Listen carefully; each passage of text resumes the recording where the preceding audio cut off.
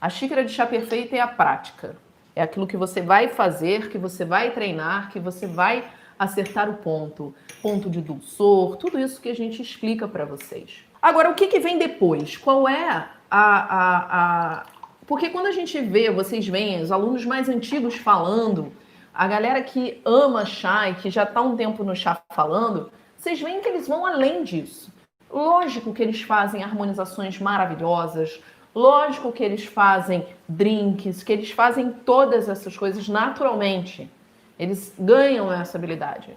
Mas você vê que eles falam muito além disso. Eles falam de conceitos que são muito mais profundos do que a gente tomar um chazinho. Quer dizer, vamos tomar um chazinho aqui com os biscoitos. É um conceito que vai muito mais profundo. E isso está relacionado a essa energia vital do chá. Está relacionado ao chá ti ou chá ti. Bom, não escreve ti, né? Como é que escreve? Kei. Kei, né? Se você quiser botar aqui no YouTube... Vou botar aqui no YouTube, galera. Bota no YouTube. Se tiver alguém que tá no YouTube e também no Instagram, que eu sei que tem uma galera que gosta de estar em todos os lugares, bota aí também. E eu vou falar de duas culturas ancestrais para chegar nesse ponto, que são... Uma está diretamente relacionada ao chá, que é a filosofia taoísta chinesa. Tá? E, obviamente, está relacionado ao chá, também é o berço da China. E outro, eu vou falar do yoga. E por que eu vou falar do yoga? Porque eu pratiquei yoga muitos anos. Então, eu consigo achar uma analogia do yoga. O chá é um caminho. É o caminho? Não, existem vários caminhos. Sim. O chá é um, yoga é outro. E existem outros, tá? Vamos lá. O taoísmo, ele é tão ligado ao chá que um dos mestres taoístas, que é Lao Tzu, ele tem uma frase célebre no mundo do chá que diz o seguinte: o chá é o elixir da vida. Ou seja, olha quão profundo está relacionada essa cultura. E os taoístas têm como objetivo, né, percorrer este caminho, um caminho. Qual é o caminho? Não é nem tão específico assim. O caminho a gente descobre ele percorrendo, caminhando. Mas está muito ligado à integração do ser humano com a natureza. E o chá é exatamente isso, é a integração do ser humano com a terra, com a natureza. Quando a gente fala de terroir, a gente está falando o quê? Da influência do ambiente no chá. Então a gente sabe que se você tem uma plantação de eucalipto ali do lado e bate um vento naquela plantação de eucalipto, a Fernanda falou isso na aula dela, o chá é uma esponja, ele absorve. Mas por que a gente não pode ir num nível além? Quem conhece a cultura chinesa sabe que a cultura chinesa fala de energia vital. A acupuntura tem as suas bases nesse entendimento. Então o chá também absorve energia. E tem uma coisa interessante que os taoístas falam, que é o seguinte: o chá, cada chá tem um espírito.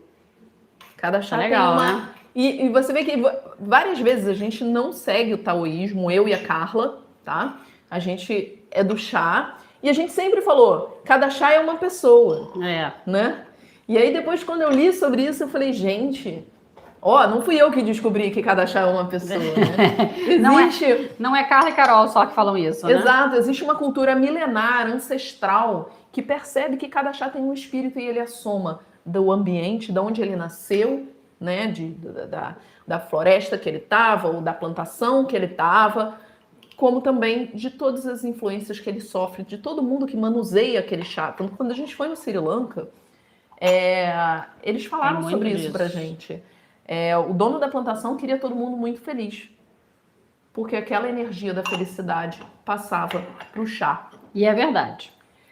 A gente pôde constatar isso, porque a gente fez o nosso chá. Então, quando a gente começou a fazer, te interrompendo rapidamente, quando a gente começou a fazer o nosso chá, foi incrível, porque o meu chá e o chá da Carol, a gente colheu ele basicamente a 1 metro de distância, tá? 1 metro de distância. O processo que os dois chás passaram foi o mesmo, porque ele foi feito na fábrica, Não foi feito por a gente, foi acompanhado pela gente, mas foi feito, obviamente, pelo mestre de chá. Temperatura, tempo de oxidação, a gente fez chá preto, tá? Então teve um processo de murchamento, oxidação, vários passos, são vários passinhos. Mas quando a gente termina de fazer o chá, é na hora que ele é selecionado e tal, o chá da Carol, ele saiu completamente diferente do meu, na xícara. Isso que é incrível.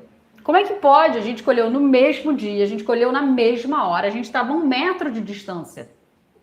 E eu sei do chá da Carol e do meu porque a gente provou ele juntos, né?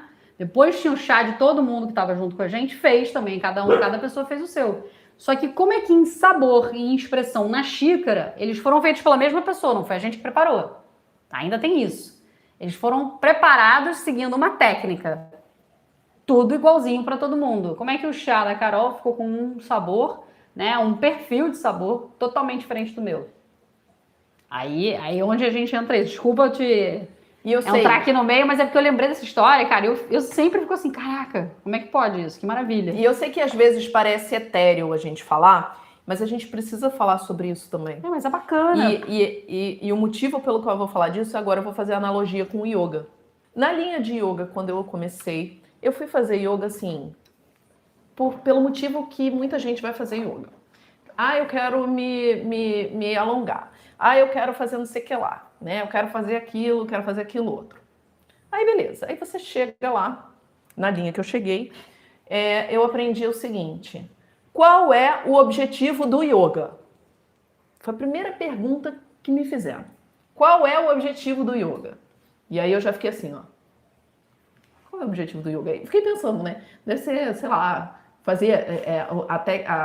a técnica que eu fazia é uma técnica que tinha umas danças, bem aquela, né? As passagens assim lentas, aquele negócio. Eu falei, eu quero fazer aquilo ali, né? Toda aquela que a galera faz. E aí quem olha de fora fica impressionado, né? Com a galera. E aí me disseram assim: o objetivo do yoga é o samadhi. Mas o que é o samadhi? Sabe? E eu não tinha a menor ideia do que era o samadhi. Mas aí me disseram, o objetivo do yoga é o samadhi. Tá. E o que é o samadhi? Eu perguntei, porque se aquele objetivo, eu ia fazer aquele negócio, mas eu até então não tinha a menor consciência de nada disso. E aí eles falaram, samadhi é o estado de hiperconsciência. Confesso que passei bem uns 3-4 anos do yoga sem entender que raio de hiperconsciência era essa, tá? Um estado de superconsciência, samadhi. Mas eu continuei praticando para chegar samadhi. E durante muitos anos, yoga para mim eram posições ultra desconfortáveis. Yoga era sobre ficar de cabeça para baixo e me equilibrar desta maneira. E era isso que era o yoga. E hoje eu olho que todas as posturas do yoga eram a minha xícara de chá perfeita. Era a maneira, eu achava que no momento em que eu conseguisse fazer todas aquelas coisas do yoga, eu tava ok, eu fazia yoga. E sei lá, uma hora eu descobri o que era. Até que eu comecei realmente a praticar yoga.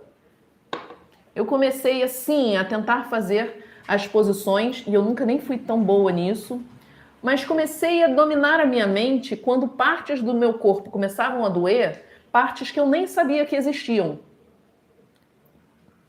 Começava a doer um músculo, gente, que eu nem tinha noção que ele existia. E aí ele doía. E aí eu comecei a me dar conta que tinha músculos no meu próprio corpo que eu não tinha consciência. Aí depois a gente começava a praticar a respiração. E eu falava, vou respirar melhor. E aí eu descobri que eu não tinha consciência do jeito que eu respirava. A gente não tem consciência do jeito que a gente respira. É verdade. Depois, tinha um exercício para os órgãos internos. Gente, eu nunca tinha parado para pensar em como estava o meu estômago, o meu baço, o meu intestino. E eles estão aqui dentro de mim. Aí, gente, eu comecei a entender que raio de hiperconsciência era essa. Comecei a entender que eu não tinha consciência nem do meu corpo. Não tinha consciência. Então, quando a gente fala, eu posso tomar o chá antes de dormir, eu posso tomar o chá na hora de acordar, e você fala, cara, eu não tenho consciência do meu corpo se eu posso tomar o chá na hora de dormir, na hora de acordar. Eu não tenho consciência. E aí eu comecei a entender o que era ter consciência. E quando a gente começa a dominar essa parte mais física, a gente começa a ir a coisas mais sutis. No momento que eu começo a dominar o meu corpo, eu começo a dominar a minha respiração. No momento que eu começo a dominar a minha respiração, eu começo a ter consciência do meu corpo como um todo, do que ele tem por dentro. Quando eu começo a fazer isso, eu começo a ter consciência da energia que eu tenho. Então, no yoga que eu fazia, tinha os mudras, que eram as posições com a mão. Gente, às vezes eu não tenho consciência de que posição estava a minha mão. E aí tinha uma parte de relaxamento. E aí, lá no final, a gente ia para a meditação. E quando eu comecei a tentar a meditação no início, doía o meu pé, doía a minha coluna, dormia a minha cabeça, ficava que nem um macaco maluco de eu tentar fazer as coisas. Então, eu comecei a entender o que era esse papo de superconsciência. Comecei a entender que eu precisava ter consciência de mim, que eu precisava ter consciência do meu corpo físico, da minha respiração, do meu corpo energético, e depois eu tinha que ter consciência da minha mente, e eu ia ter que ir desenvolvendo isso. Aí, no momento que a gente começa a desenvolver isso, a gente começa a ter consciência das coisas ao redor, das pessoas. Aí a gente começa a ter consciência do ambiente, da onde a gente está, das coisas que a gente está, a gente começa a questionar outras coisas. Comecei a entender que conceito era esse de hiperconsciência. O chá é exatamente a mesma coisa. Se você me perguntar qual é o objetivo do chá, quando a gente chega e faz um Gong Fu assim, a gente conhece o chá dessa maneira. Quando eu comecei a tomar chá de verdade, eu falei, gente, o objetivo do chá não é o tal de samadhi? Nunca ninguém me falou isso, não. Nunca ninguém me falou isso, mas quando eu faço analogia com o yoga, vejo essa origem taoísta, que também é muito próxima do chá, vejo várias culturas ancestrais do anseio nosso como ser humano que a gente deseja, e eu sei, pode estar um pouco filosófico demais, gente. Mas é legal. No anseio que a gente tem como ser humano, é sim a gente ter uma superconsciência de tudo. É sim a gente ter uma consciência da gente, do outro e do todo. E o chá, o caminho do chá, é exatamente esse. E qual é a primeira parte do caminho do chá? É exatamente a consciência da xícara perfeita. É o nosso asana, né? É a posição que a gente faz. É a gente parar um minuto e falar, nossa, eu não sabia que esse chá fazia desse jeito. Nossa, eu não sabia que era isso. Quem estava na jornada da xícara de chá perfeita, a Carla falou, é o paladar de quem prova, você fez o teste, você usou o mesmo chá, você fez de 3 maneiras diferentes e cada pessoa na sua casa, às vezes, gostou de um jeito ou de outro. É o se conhecer.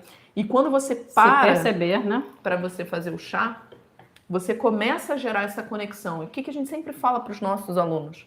Qual é a primeira conexão que vocês têm? É com vocês mesmos.